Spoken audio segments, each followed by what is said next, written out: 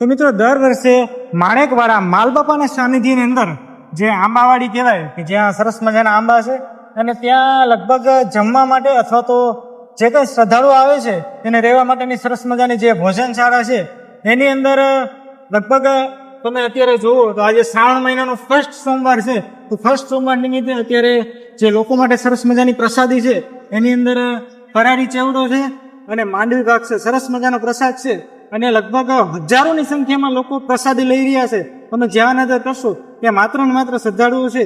તો ચાલો અંદરનો જે કંઈ માહોલ છે એની પહેલા આપણે વિઝિટ કરીએ અને ખાસ અંદર જે કંઈ પ્રસાદી એકદમ લાઈવ બને છે ખાસ કરીને આપણે એ પણ જોવું છે. એકદમ લાઈવ બધી વસ્તુ ફ્રેશ તાજી એ પણ જોઈએ ને કેટલી મોટી માત્રામાં કેટલી મોટી સંખ્યામાં પ્રસાદી બને છે અને કેટલા લોકો અહીંયા લગભગ હજારોની સંખ્યામાં લોકો તો આવી ગયા છે. આજે હજી પણ 12 જેવો ટાઈમ થયો છે તો પણ શ્રદ્ધાળુ આવવાના જ છે. તો ચાલો અંદર જઈ અને આ રસોડાનો માહોલ કેવો છે એ બધું તમને બતાવીએ.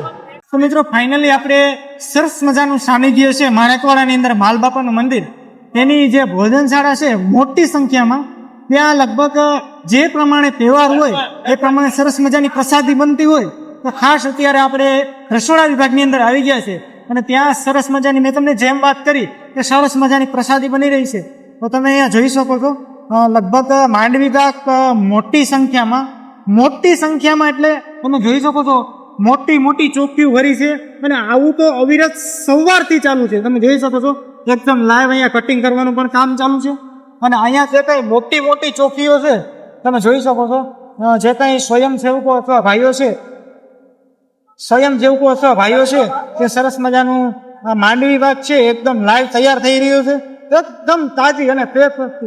કેમ કે અહીંયા હજારોની સંખ્યામાં લોકો આવતા હોય તો એને પ્રસાદી પૂરી પાડવી એ પણ એક સંસ્થા કહે તો સંસ્થા અને મંદિર કહે તો મંદિર એની ફરજના ભાગ રૂપે સરસ મજાની સેવા કરી રહ્યા છે. અને ખાસ તમે જોઈ શકો છો અહીંયા જે કંઈ માંડવી છે એનું એકદમ લાઈવ એટલે તો લાઈવ કટિંગ થઈ રહ્યું તમે જોઈ શકો છો. માંડવીના બિયા છે જો લાઈવ મશીનથી કટ થઈ રહ્યા છે અને ખાસ અહીંયા ખાંડ છે અહીંયા આવી જાય ભાઈ તમે જોઈ શકો છો ખાંડ છે જે માંડવી ભાગ બનાવવા માટે જે ખાંડ વપરાય એની પણ બહુ મોટી માત્રામાં મોટી સંખ્યામાં લોટ કરવાનો હોય તમે જોઈ શકો છો તો મશીનની જરૂર પડે અને અહીંયા જો બધો લોટ ને બધું તારી અને અહીં તમે મારા બેકગ્રાઉન્ડમાં આવી જાઓ ઘણા બધી જો મોટી મોટી ચીનું ચાલુ છે મોટા મોટા રસોડા ચાલુ છે અને લગભગ બધી જ વસ્તુ તૈયાર થઈ રહી છે. અને ખાસ મેં તમને જેમ કીધી કે 2 વસ્તુ પ્રસાદીની અંદર આજે છે.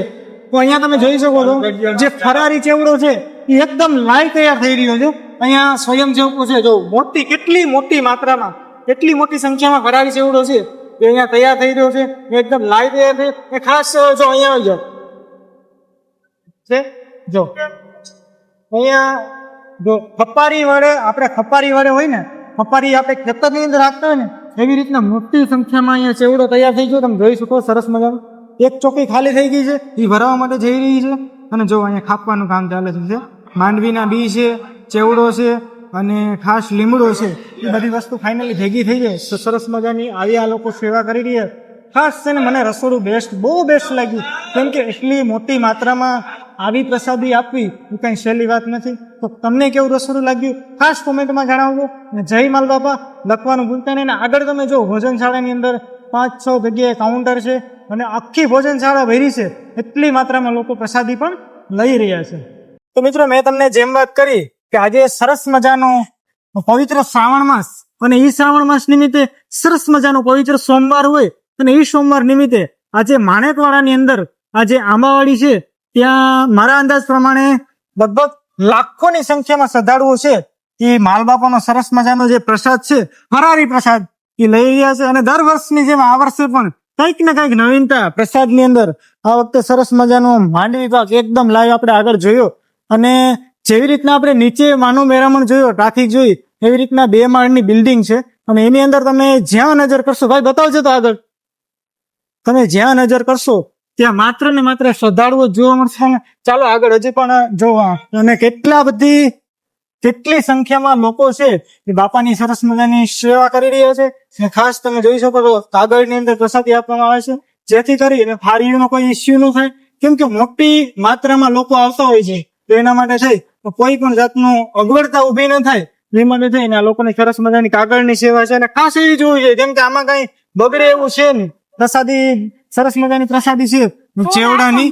અને ખાસ જેમ મેં તમને વાત કરી એમ કે સરસ મજાની માંડવી પાકની પ્રસાદી છે, તો ખાસ એમાં કઈ બગડે એવું છે નહીં. સરસ મજાના કાગળની પ્રસાદી છે, લાખોની સંખ્યામાં લોકો પ્રસાદી લઈ રહ્યા છે. ખરેખર આ રસોડું છે ને, મને કેશોદનું સૌથી બેસ્ટ રસોડું લાગ્યું. તમને કેવું રસોડું લાગ્યું ને તો કોમેન્ટમાં ખાસ જણાવજો. અને જો આ મારા વિડીયો દ્વારા તમને થોડીક પણ મજા આવી હોય તો કમેન્ટમાં જય માલ બાપા લખી નાખજો. ચાલો, હજી પણ અંદર નીચે કેવો માહોલ છે એ મારે તમને હજી બતાવવો છે.